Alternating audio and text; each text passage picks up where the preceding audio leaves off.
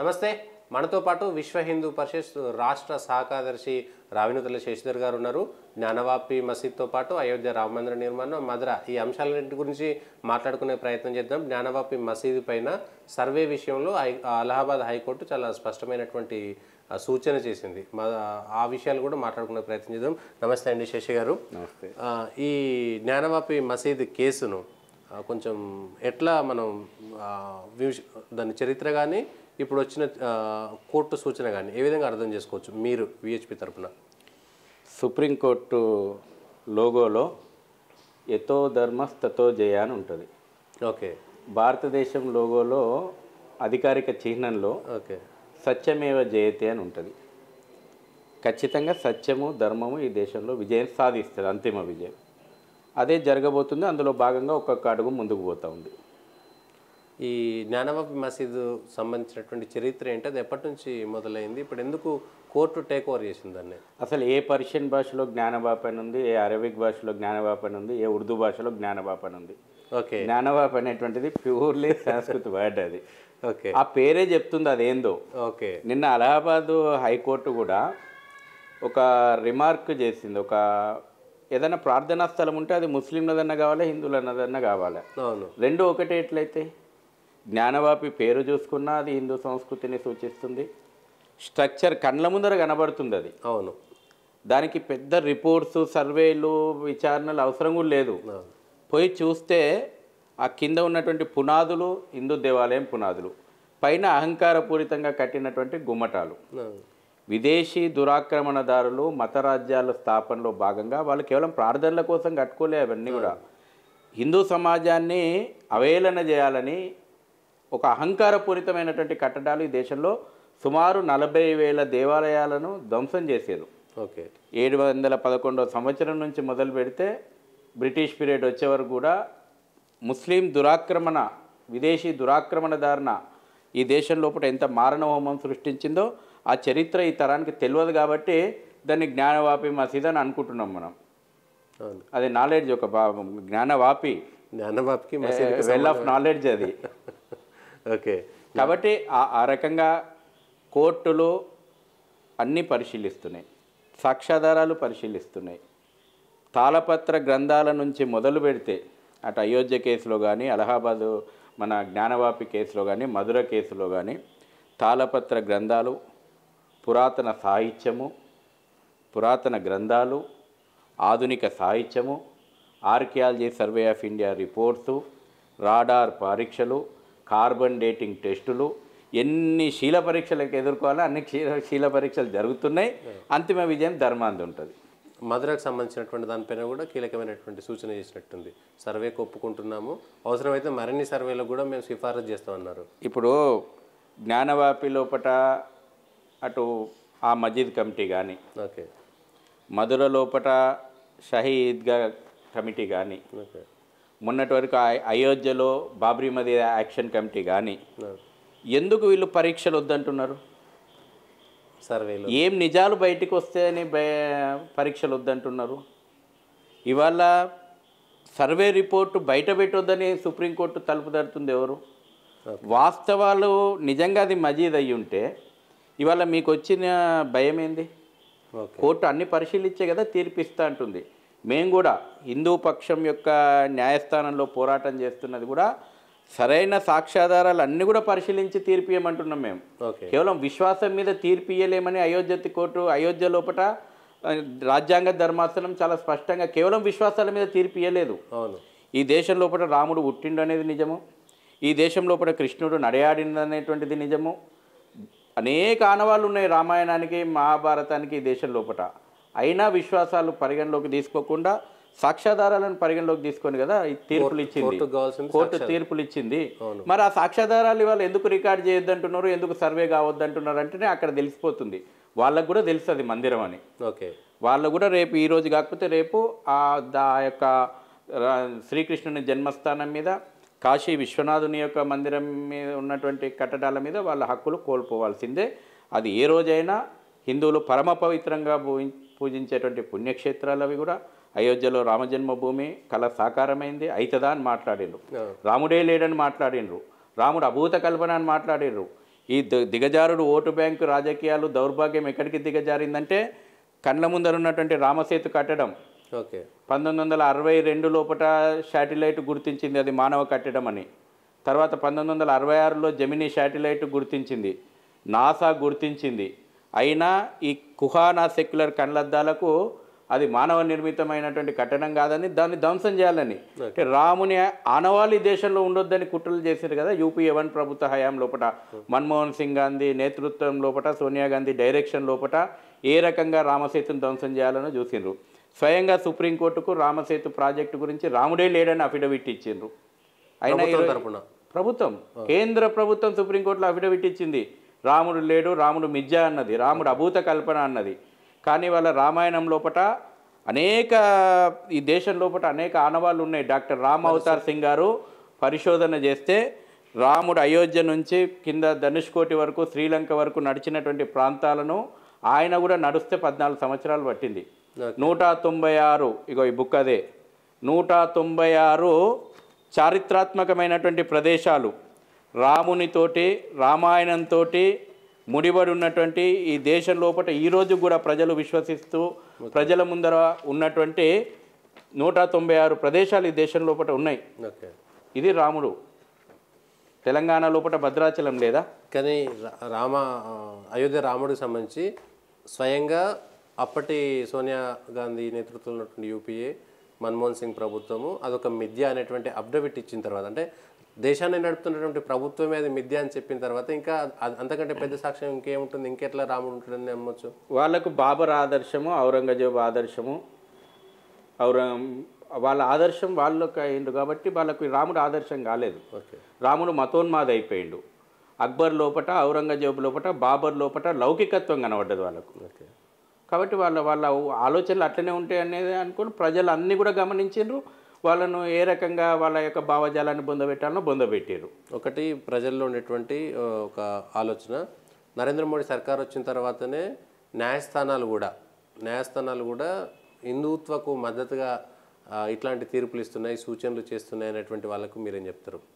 అది అయోధ్య రామ మందిరంతో సహా, అయోధ్య తీర్పుతో సహా, అంటే మేము న్యాయస్థానాల తీర్పులను దాన్ని బట్టే మేము ఇవన్నీ చేస్తున్నాం, కానీ మేము ఎక్కడ బుల్డోజ్ చేయట్లేదు అనేది మోడీ సర్కార్ చెప్తున్నది. ఇప్పుడు సత్యానికి జయం కలగొద్దా? ఓకే, ధర్మం ఎక్కడ ధర్మం ఉంటే అక్కడ విజయం లభిస్తుంది కానీ కదా, ఎతో ధర్మస్తతో జయ అని చెప్పింది. అదే కోర్టులు చేస్తున్నాయి. ఆ కోర్టులు ఇంతకాలం ఈ ప్రభుత్వాలు సరైనటువంటి వాదనలు, సరైనటువంటి సాక్ష్యాధారాలు కోర్టులో ముందర పెట్టలేదు. ఓకే, నేను చెప్తా, మీరు మంచి ప్రశ్న అడిగినారు. ఈరోజు కేసులా ఇవి? కాదు. నరేంద్ర మోడీ వచ్చిన తర్వాత కోర్టు మెట్లెక్కిన కేసులా? కాదు. అయోధ్య కేసు 1885లో మొదటిసారి ఫైజాబాద్ సివిల్ కోర్టు లోపల సివిల్ సూట్ దాఖలైంది. బ్రిటిష్ కాలంలో 1885. ఎన్ని సంవత్సరాలు? 2019 నవంబర్ 9న తీర్పు వచ్చింది. 134 సంవత్సరాల సుదీర్ఘమైనటువంటి న్యాయ పోరాటం, విచారణ. ప్రపంచ చరిత్ర లోపట నిజంగా రాముడు నడయాడినటువంటి ఈ భూమి లోపట రాముడు పుట్టిండు, రాముడి జన్మస్థానం అదే అనేటువంటి విశ్వాసము, ఆధారాలు, రాడార్ పరీక్షలు, కార్బన్ డేటింగ్ టెస్టులు అయ్యి ఈ దేశంలో రాముడి జన్మస్థానం అదే అని ప్రజల యొక్క విశ్వాసాన్ని గౌరవించడానికి 134 సంవత్సరాల న్యాయ పోరాటం ఈ దేశంలో జరిగింది. అయోధ్యలో దొరికిన రెండోది విషయం చెప్తా. 1992 డిసెంబర్ 6 కలంకిత కట్టడం నేలమట్టమైంది. 1528 నుంచి మొదలు పెడితే 1992 డిసెంబర్ 6 వరకు ఈ దేశం లోపల అధికారికంగా చరిత్రలో లిఖించబడ్డటువంటి ఉద్యమాలు 77 ఉద్యమాలు. 4.5 లక్షల మంది రామభక్తులు బలిదానం చేసిండ్రు. 500 సంవత్సరాల తర్వాత ఈ యొక్క దేశం లోపల భవ్యమైనటువంటి రామ మందిర నిర్మాణం యావత్ జాతి ఆకాంక్ష నెరవేరుతుంది. సతీష్ గారు 3 ముక్కలు చేసినాం ఈ దేశాన్ని మతం పేరు మీదన. దేని పేరు మీద చేసినాం? మతం ఆధారంగా ఈ దేశాన్ని 3 ముక్కలు చేసినాం. స్వాతంత్రోద్యమం ఎందుకు జరిగింది? కేవలం అధికార మార్పిడి కోసం స్వాతంత్రోద్యమం జరగల. స్వరాజ్యం నా జన్మ హక్కు అని తిలక్ అన్నాడు. భగవద్గీత పెట్టుకొని గాంధీ ఉద్యమాన్ని నడిపిండు ఆదర్శం అని చెప్పి. ఈ దేశం యొక్క సాంస్కృతిక ఔన్నత్యాన్ని పునర్నిర్మించాలనేటువంటి లక్ష్యం అనేక మంది స్వాతంత్ర సమరయోధులు భగవద్గీత చేతబట్టుకొని ఉరికంబం ఎక్కారు. చరిత్ర చూడండి మీరు. కరెక్టే చరిత్ర. తర్వాత నేను ఇక అసలు పాయింట్కి వస్తున్నాను. ఓకే. అందుకోసం ఈరోజు ఎంతకాలం మతం పేరు మీద 3 ముక్కలు ఈ దేశం అయినా, ఈ దేశం లోపల 1984వ సంవత్సరం లోపల రిలీజియస్ పార్లమెంట్ హిందువుల యొక్క ధర్మ సంసద్ జరిగింది. ఏం పిలిపించిండ్రు ధర్మ సంసద్? 3 మందిరాలను, అయోధ్య రామ మందిరం, మధుర శ్రీకృష్ణ మందిరం, కాశీ విశ్వనాథుని మందిరం తిరిగి హిందువులకు సగౌరవంగా అప్పగించండి. ఎప్పుడు? 84లో. దేశాన్ని మతం పేరు మీద 3 ముక్కలు పంచిచ్చిన తర్వాత కూడా 3 దేవాలయాల కోసం మీరు ముందుకు రండి అని పిలుపునిస్తే వచ్చిందా సమాజం? రాలేదు. ఒక మహాభారతంలో మనం చూస్తాం, శ్రీకృష్ణుడు చెప్పిండు 5 ఊర్లను ఇవ్వండి అని అన్నాడు. ఇనలేదు కౌరవులు. ఓకే. మహాభారత కురుక్షేత్ర యుద్ధం ప్రారంభమైంది. ఈరోజు కూడా దేశవ్యాప్తంగా ప్రజలకు అయోధ్య జడ్జిమెంట్ వచ్చిన తర్వాత, అయోధ్య మందిరం నిర్మాణం పునర్నిర్మాణం అవుతున్న తర్వాత ప్రజల లోపల కూడా ఒక ఆకాంక్ష వచ్చింది. ఓకే. అందుకే మనం ఆ మధ్యన చూసినాం, మా గ్రామంలో ధ్వంసం చేయబడ్డటువంటి దేవాలయాలు ఈరోజు కూడా అనేక చారిత్రాత్మకమైనటువంటి దేవాలయాలకు పోతే పలిగిన విగ్రహాలు, విరిగిన తలలు, శిథిలావస్థలో పడి ఉన్నటువంటి పుణ్యక్షేత్రాలను మనం చూస్తున్నాం. ఇదా ఈ జాతి లోపల జాతి పునర్నిర్మాణం అంటే? వాటన్నిటిని కూడా మళ్ళీ మేము పునర్నిర్మించుకుంటామనేటువంటి ఒక నూతన ఉత్సాహం ప్రజల లోపల వచ్చింది. మనం వింటున్నాం ఈరోజు ప్రజల నుంచి డిమాండ్, వేములవాడ పునర్నిర్మాణం కావాలి, జోగులాంబ పునర్నిర్మాణం కావాలా, ధర్మపురి పునర్నిర్మాణం కావాలా. ఎందుకు వస్తుంది ప్రజల నుంచి? ఓకే. ఆ రోజున 3 దేవాలయాలు ధర్మ సంసద్ పిలుపుని అందుకొని నిజంగా ఈ దేశం లోపల ముందుకు వచ్చుంటే ఈరోజు ప్రజలు కూడా అదే రకంగా ఆలోచన చేద్దరు. కానీ చివరికి అటు అయోధ్య విషయంలో 2019 నవంబర్ 9 వరకు కూడా ఏ ఒక్క అవకాశం, ఎలాంటి ఆధారాలు లేకున్నా అభూత కల్పనలతోటి న్యాయస్థానం లోపల పోరాటం చేశారు. అటు పక్కన చర్చలు. చాలామంది అంటారు చర్చల ద్వారా సమస్యకు పరిష్కారం కాదా అని. రాసుకోండి, మీ ఛానల్ ద్వారా ప్రజలకు తెలియాలా. 1857 లోపల మొట్టమొదటిసారి చర్చలు జరిగినాయి. ప్రథమ స్వాతంత్ర సంగ్రామం లోపల హిందూ ముస్లిం ఐక్యత కావాలా, అయోధ్య మధుర కాశీ హిందువులకు అప్పజెప్పాలనేటువంటిది అమీర్ అలీ, రామచంద్ర దాస్ ఇరు పక్షాల నుంచి ప్రతినిధులు చర్చల్లో పాల్గొని ముక్త కంఠంతో 3 దేవాలయాలు హిందువులకు అప్పజెప్పాలని తీర్మానం చేశారు. 18 మార్చి 1857 ఇద్దరిని కూడా బహిరంగంగా తాలిబాన్ భావజాలం ఉరిదీసింది. 1883 ఢిల్లీ గెజెట్ లోపట పేజ్ నెంబర్ 134 లోపట ఈ విషయం లిఖితమై ఉన్నది. విశ్వ హిందూ పరిషత్ ఆందోళన ప్రారంభం చేసినప్పుడు, రామజన్మభూమి ఉద్యమాన్ని ప్రారంభం చేసినప్పుడు కూడా పివి నరసింహారావు ఎప్పుడు చర్చలకు పిలిచినా పోయినాం. చంద్రశేఖర్ ప్రధానమంత్రిగా ఉన్నప్పుడు ఎప్పుడు చర్చలకు పిలిచినా పోయినాం. అన్ని ఆధారాలను ప్రధానమంత్రుల ముందర పెట్టినాం.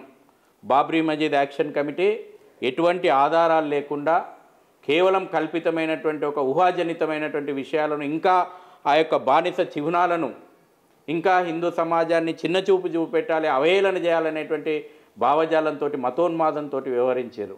అయినా న్యాయస్థానాల మీద నమ్మకం ఉంది. ఈ దేశంలో ధర్మం విజయం సాధిస్తున్నటువంటి నమ్మకంతో చివరి వరకు న్యాయస్థానం లోపల పోరాడినం, విజయం సాధించినం. భవ్యమైనటువంటి రామమందిర నిర్మాణం పూర్తిగా వస్తుంది. రేపు 22 జనవరి 2024 లోపల ప్రారంభం కాబోతుంది. భవిష్యత్తు లోపల ఈ దేశ చరిత్ర అయోధ్య శ్రీ రామ జన్మభూమి మందిర పునర్నిర్మాణం కంటే ముందు, అయోధ్య శ్రీ రామ జన్మభూమి మందిర పునర్నిర్మాణం తర్వాత ఈ దేశ చరిత్ర సువర్ణాక్షరాలతోటి లిఖించడం జరుగుతుంది. అది మధుర కేసు లోపల విజయం ధర్మానిదే, కాశీ కేసు లోపల విజయం ధర్మానిదే.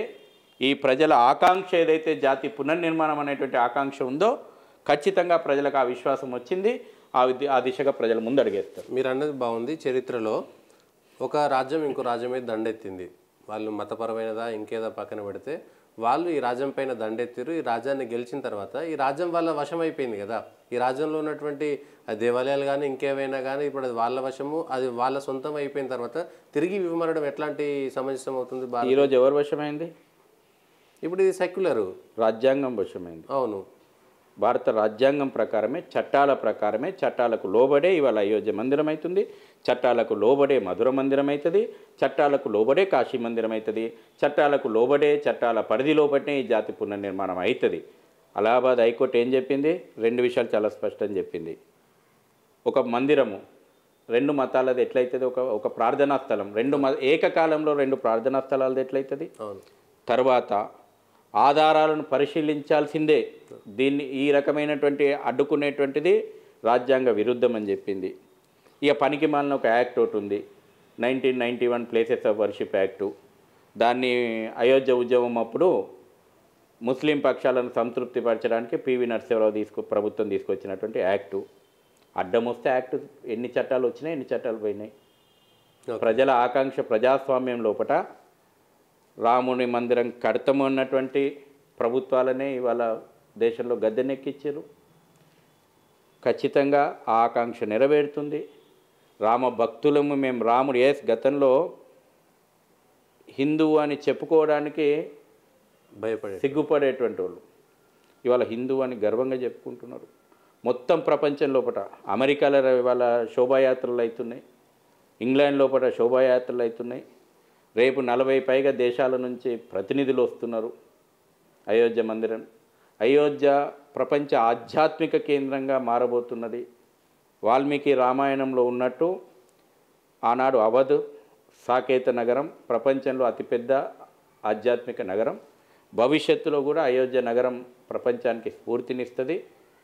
నిజమైనటువంటి శాంతి, సౌభ్రాతృత్వము, నిజమైనటువంటి సుఖ సంతోషాలు ఎట్లా ఉండాలో రామరాజ్యం ఒక ఉదాహరణ.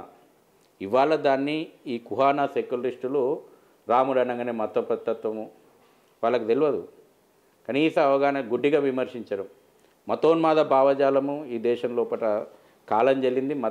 ఓటు బ్యాంక్ రాజకీయాలకు కాలం చెల్లింది. ప్రజలకు అన్ని అర్థమైనాయి. మీరు ఇట్లా చెప్తే ఇట్లుంటుంది, కానీ చదువుకున్న చదువులు కానీ, చెప్పిన విషయాలు కానీ, జరిగినటువంటి చర్చ అంతా కూడా హిందుత్వమే మతోన్మాదము, పాపం అవతల వాళ్ళు మాత్రమే హిందువులకు భయపడి బ్రతుకుతున్నారు అనేటువంటిది కదా జరుగుతున్నటువంటి చర్చ.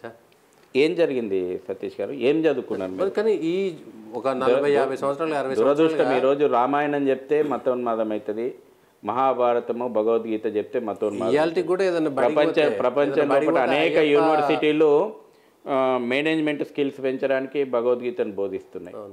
ఈరోజు కూడా మనం పాఠశాలకు పోతే ఈ దేశం పైన దురాక్రమణదారులు అలెగ్జాండర్ ది గ్రేట్ అయిపోయిండు, బాబర్లు, అక్బర్లు, ఔరంగజేబులు, టిప్పు సుల్తాన్లు, వీళ్ళు ఒక హీరోలు అయిపోయినరు. ఈ పనికి మాలిన దురాక్రమణదారుల చరిత్ర కదా మనకు బోధించింది.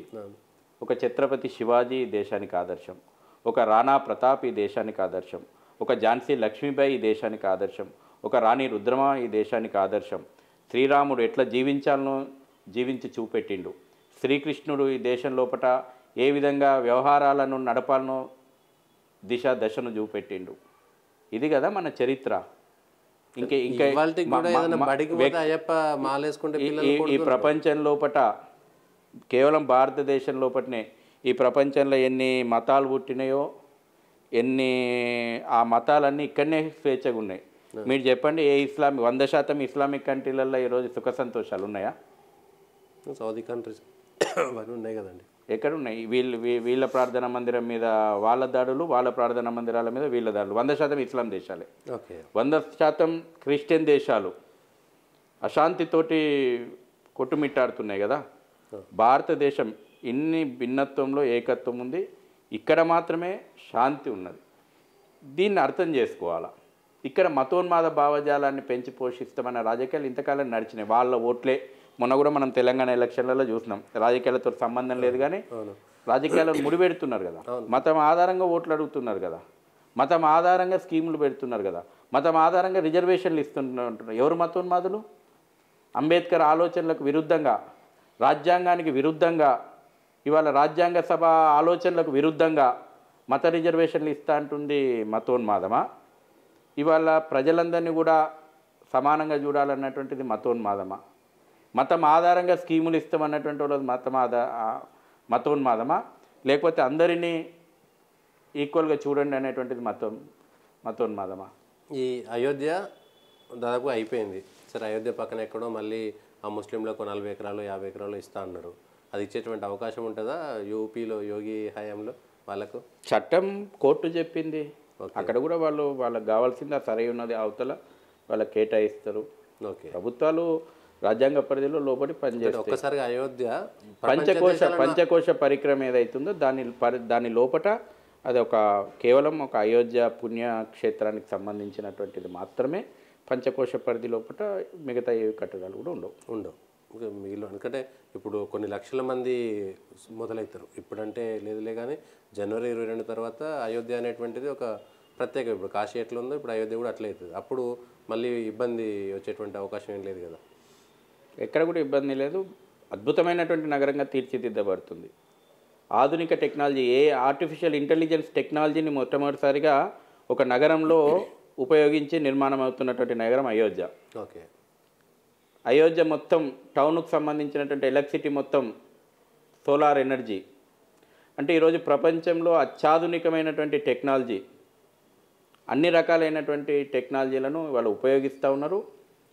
అసలు నగరం అంటే ఇట్లుండాలా అనేటువంటిది రేపు అయోధ్యను చూస్తే మనకు అర్థమవుతుంది.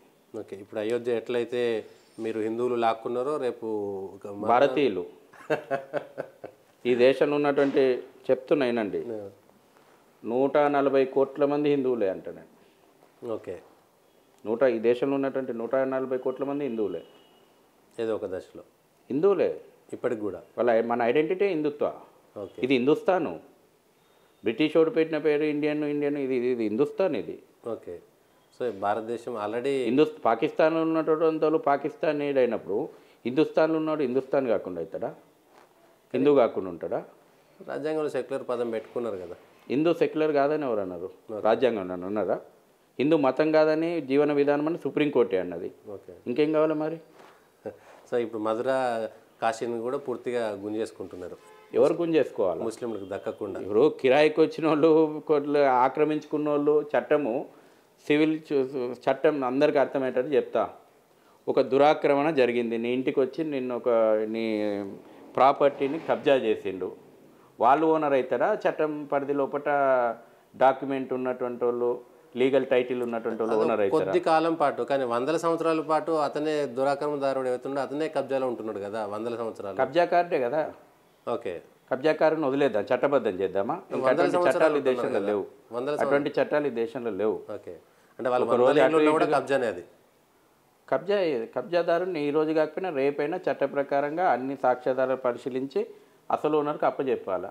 ఓకే, ఇది సివిల్ కోర్టు చేయాల్సిన పని. వాళ్ళ సివిల్ కోర్టు గదే చేస్తుంది. అయోధ్యలో అదే చేసింది, మధురలో అదే చేస్తుంది, కాశీలో అదే చేస్తుంది. ప్రజలు కోరుకుంటే ఈ దేశం లోపల 40,000 దేవాలయాలు కళ్ళ ముందర ఉన్నాయి. ఇప్పుడు మీరు పేరుకేదో 3 దేవాలయాలు ఇస్తే సరిపోతుంది అన్నారు, కానీ తెలిసి తర్వాత కొన్ని 100,000 దేవాలయాలు ఉన్నాయి. ప్రజలు ఉద్యమిస్తారు.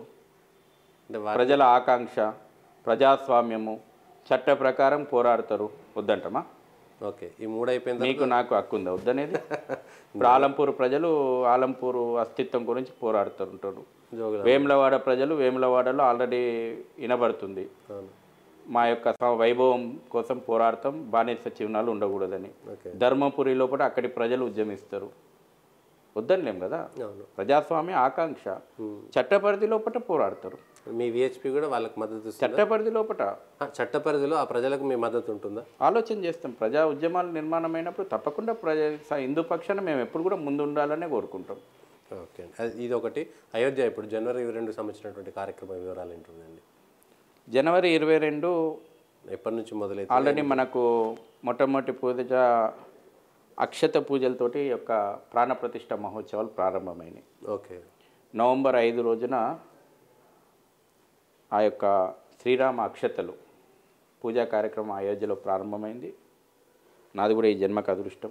ఒక్కొక్క ప్రాంతం నుంచి, ఒక్కొక్క రాష్ట్రం నుంచి 2 ప్రతినిధులను పిలిచి అక్షతలు పూజా కార్యక్రమంలో కూర్చోబెట్టి అక్షతలు అందించారు. తెలంగాణ నుంచి ఈ ప్రాంతానికి, అయోధ్య నుంచి తెలంగాణ ప్రాంతానికి అక్షతలు నా తలపైన మోసుకొచ్చేటువంటి అదృష్టం ఆ భగవంతుడు కలిగించిండు. ఈ అక్షతలు ఆల్రెడీ జిల్లా కేంద్రాలకు పోయినాయి, మండల కేంద్రాలకు పోయినాయి, నగరాలకు పోయినాయి. ఓకే, రేపు జనవరి 1 నుంచి 15 వరకు ప్రతి హిందూ కుటుంబానికి హిందూ కుటుంబం అంటే ఎవరన్నా స్వీకరిస్తే ముస్లిం కుటుంబాలకు కూడా ఇస్తాం, స్వీకరిస్తే క్రైస్తవ కుటుంబాలకు కూడా ఇస్తాం. రాముని నమ్మితే వాళ్ళందరికీ పోతుంది. రాముడు ఈ మర్యాద పురుషోత్తముడు. రాముడు మనిషి జీవనం లోపల ఒక ఆదర్శం. తండ్రి కొడుకులు ఎట్లుండాలో రాముడు చూపెట్టిండు, భార్యాభర్తలు ఎట్లుండాలనో రాముడు చూపెట్టిండు, అన్నదమ్ములు ఎట్లుండాలనో రాముడు చూపెట్టిండు, భక్తుడు భగవంతుడు ఎట్లుండాలనో రాముడు చూపెట్టిండు, ఎట్లా పరిపాలన చేయాలనో రాముడు చూపెట్టిండు, ధర్మబద్ధమైనటువంటి జీవనం ఎట్లుండాలనో రాముడు చూపెట్టిండు. అటువంటి ఆదర్శాలు ఉన్నాయి కాబట్టి రాముడు ఈ దేశానికి ఆదర్శం, మర్యాద పురుషోత్తముడు. అటువంటి రాముని భవ్య మందిరం 500 సంవత్సరాల తర్వాత మళ్ళీ రాముడు తను పుట్టిన జన్మస్థానం లోపల మళ్ళీ ప్రాణప్రతిష్ఠ కార్యక్రమం జరగబోతుంది. ఇది యావత్ ప్రపంచం పండుగ ఇది. అందుకే అక్షతలు దేశవ్యాప్తంగా ప్రతి గడప గడపకు అందిస్తాం. ఆ రోజున 22 జనవరి ఉదయం నుంచి కూడా 11-11:30 వరకు కూడా ఇళ్లల్లో కానీ సామూహికంగా దేవాలయాలలో కానీ కార్యక్రమాలు చేసుకోండి. ఒక పండుగ వాతావరణం లోపల ఆ రోజున ఇప్పటికే అక్షతలతో పాటు రామ మందిరం యొక్క నమూనా చిత్రపటము, ఒక నివేదన పత్రం, ఆ రోజు మనం ఏమేం చేయాలనేటువంటిది సూచనలతోటి కూడుకున్నటువంటి ఒక నివేదన పత్రం ప్రతి ఇంటికి అందియడం జరుగుతుంది. దేశవ్యాప్తంగా 5 లక్షల పైన దేవాలయాలలో సామూహికమైనటువంటి కార్యక్రమాలు, ఒక ప్రొజెక్టర్స్ పెట్టి లైవ్ కార్యక్రమాలు సామూహికంగా ప్రజలందరూ కూడా అనుభూతిని పొందడానికి ఏర్పాట్లు చేస్తున్నాం. ప్రాణప్రతిష్ఠ కార్యక్రమం మధ్యాహ్నం 12 తర్వాత 140 కోట్ల మంది ప్రజల పక్షాన, మళ్ళీ చెప్తున్నా, 140 కోట్ల మంది ప్రజల పక్షాన యావత్ ప్రపంచంలో ఉన్నటువంటి రాముని ఆదర్శంగా తీసుకొని జీవిస్తున్నటువంటి ప్రజలందరి పక్షాన దేశ ప్రధాని కార్యక్రమంలో, ప్రాణప్రతిష్ఠ కార్యక్రమంలో కూర్చొని ఆ క్రతువు నిర్వహించబోతున్నారు. ఈ యొక్క అయోధ్య రామ మందిరం ఉద్యమం జాతి కేవలం ఇవాళ అయోధ్యలో రామ మందిరం నిర్మాణం అవుతుందంటే అది కేవలం మందిరం కాదు, ఈ దేశం యొక్క స్వాభిమాన మందిరం. అది ఈ దేశానికి ఒక భవిష్యత్తులో కూడా ఒక స్ఫూర్తి కేంద్రం. అది ఆ యొక్క ఉద్యమానికి అన్ని రకాలుగా ఒక దశను చూపెట్టినటువంటి రాష్ట్రీయ స్వయం సేవక్ సంఘ్ పరమ పూజ్య సర్సంఘ్ చాలక్జీ మోహన్జీ భాగవత్ గారు, అదేవిధంగా ఇప్పుడు ఉత్తరప్రదేశ్ ముఖ్యమంత్రి శ్రీ యోగి ఆదిత్యనాథ్ గారు, ఆయనకు 2 బాధ్యతలు ఉన్నాయి. ఇవాళ ముఖ్యమంత్రి హోదాలో ఒక బాధ్యత అయితే, అయోధ్య ఉద్యమాన్ని 1949 ప్రాంతం లోపల ఆ మఠం డైరెక్షన్లోనే ప్రారంభమైంది, గోరఖ్నాథ్ మఠం. ఆ మఠానికి అయోధ్య ఉద్యమానికి అవినాభావ సంబంధం ఉంది. చరిత్ర చూడండి, టిటిటిట అంటే కాలక్రమం లోపల కొన్ని ఏ విధంగా నిర్ణయించబడితేది దైవ నిర్ణయం అనేటువంటిది ఉంటుంది. కాబట్టి వారు ముగ్గురి సమక్షం లోపల ప్రాణప్రతిష్ఠ కార్యక్రమాలు వారు పాల్గొని నిర్వహిస్తారు. ఆ కార్యక్రమం దేశమంతా చూస్తుంది. ఆ రోజున ఈ అక్షతలు ప్రాణప్రతిష్ఠ పూర్తయిన తర్వాత ఇవాళ మన ఇంటింటికి వచ్చినటువంటి అక్షతలు కుటుంబంలో పెద్దవాళ్ళతోటి కానీ లేకపోతే ఎవరికి వాళ్ళు కానీ దేవాలయాల కార్యక్రమంలో అయితే పూజారులతోటి కానీ స్వామీజీలతోటి కానీ అక్షతలు నెత్తి మీద వేసుకొని స్వయంగా రాముని యొక్క ఆశీర్వాదం మనకు లభించినటువంటి భావన. ఎందుకంటే కోట్ల మందికి అక్కడికి రావాలి, ప్రత్యక్షంగా పాల్గొవాలన్నటువంటి ఉంది. అందరూ కూడా ప్రత్యక్షంగా రాలేకపోవచ్చు. రామజ్యోతులు గ్రామం తీరిన అయోధ్య ఉద్యమము ఒక ఏ విధంగా ఈ జాతిని చైతన్యం వంచింది, రాముడు ఏ రకంగా ఈ జాతిని మళ్ళీ పునర్జీవంగా చైతన్యవంతంగా అయోధ్య ఉద్యమం మలిచింది అనేటువంటిది ఒక పెద్ద రీసెర్చ్. అది రామజ్యోతులు గ్రామానికి తిరిగినాయి, రామ పాదుకలు గ్రామానికి తిరిగినాయి, రామశిలలు గ్రామానికి తిరిగినాయి, రథయాత్రలు నడిచినాయి. ప్రజలను ఇంత ఘనంగా చైతన్యం పరిచినటువంటి ఉద్యమము ఈనాడు రామ అక్షతలతో రూపం లోపల ప్రతి ఇంటింటికి వచ్చి ప్రతి నెత్తి మీద ఆ రాముల వారి ఆశీర్వాదం ఉండబోతుంది. ఇది ఈ కార్యక్రమం యొక్క ఉద్దేశం. స్వయంగా అయోధ్య నుంచి ఆ అక్షతలు వచ్చినాయి. తర్వాత ఆ రోజు రాముడు లంకలో విజయం సాధించిన తర్వాత తిరిగి వచ్చిన తర్వాతనే దీపావళి, అయోధ్యకు తిరిగి వచ్చిన తర్వాతనే దీపావళి చేసుకునేటువంటి ఒక పరంపర ఆనాటి నుంచి కూడా ప్రారంభమైంది. కాబట్టి మళ్ళీ తన జన్మస్థానం 500 సంవత్సరాల తర్వాత ప్రాణప్రతిష్ఠ కార్యక్రమం ద్వారా వైభవంగా మళ్ళీ మనం అయోధ్య రామ జన్మభూమిలో కార్యక్రమం నిర్వహిస్తున్నాము. ఇది 500 సంవత్సరాల యొక్క పోరాటానికి విజయం, ఇది లభించినటువంటి విజయం. ఏనాడు కూడా హిందువులు ఆ స్థలం మీద హక్కు పోగొట్టుకోలేదు. అనేక యుద్ధాలు చేసిండ్రు. ఏ రోజుకైనా అక్కడ మందిరం రామ్ లలా మాయంగే మందిర్ వహి బనాయంగే. ఇప్పుడు అయోధ్య మళ్ళొక స్లోగన్ వేస్తుంది, అవి కాశీ మధుర బాకీ హే అని. కాబట్టి హిందూ సమాజం ఏ రోజు కూడా ఆ యొక్క జన్మభూమి పైన తన హక్కు ఎప్పటికప్పుడు ప్రకటిస్తూనే వచ్చింది. తన యొక్క స్వాభిమాన మందిరం అని, ఒక చైతన్య మందిరం అని, ఈ జాతికి స్ఫూర్తి కేంద్రం అని చెప్పి ఏ రోజు కూడా దాన్ని వదులుకోవడానికి సిద్ధపడలేదు. ఎన్ని త్యాగాలకైనా సిద్ధపడ్డది. అందుకే నేను చెప్పిన 4.5 లక్షల మంది రామభక్తులు 77 ఉద్యమాలలో బలిదానం చేశారు. గురు గోవింద్ సింగ్కు ఔరంగజేబుకు కూడా యుద్ధం జరిగింది. ఇట్లా నాగా సాధువుల యొక్క పోరాటం మనం చూస్తున్నాం. కాశీ విశ్వనాథుని యొక్క దేవాలయం మీద ఔరంగజేబు దాడి వస్తే ఏ విధంగా తరిమి కొట్టిండ్రో నాగా సాధువుల పోరాటం చరిత్ర మొత్తం కూడా. ఆ చరిత్ర అందుకే తెలియదు మనకు. ఎంతసేపు ఈ దారి దోపిడి దొంగలు హీరోలుగా చదువుకుంటున్నాం. మనదైనటువంటి నిజమైనటువంటి చరిత్ర ఈ రోజున. అందుకే అయోధ్యలో మ్యూజియం కూడా, అయోధ్య ఉద్యమంలో జరిగినటువంటి పోరాటాలు, ఈ సాంస్కృతిక పునర్వైభవం కోసం సాగిన ఉద్యమాల యొక్క పోరాటాన్ని కూడా మ్యూజియంలో మనకు వచ్చినటువంటి వాళ్ళు తెలుసుకునేటువంటి దానికోసం అక్కడ ఏర్పాట్లు జరుగుతూ ఉన్నాయి.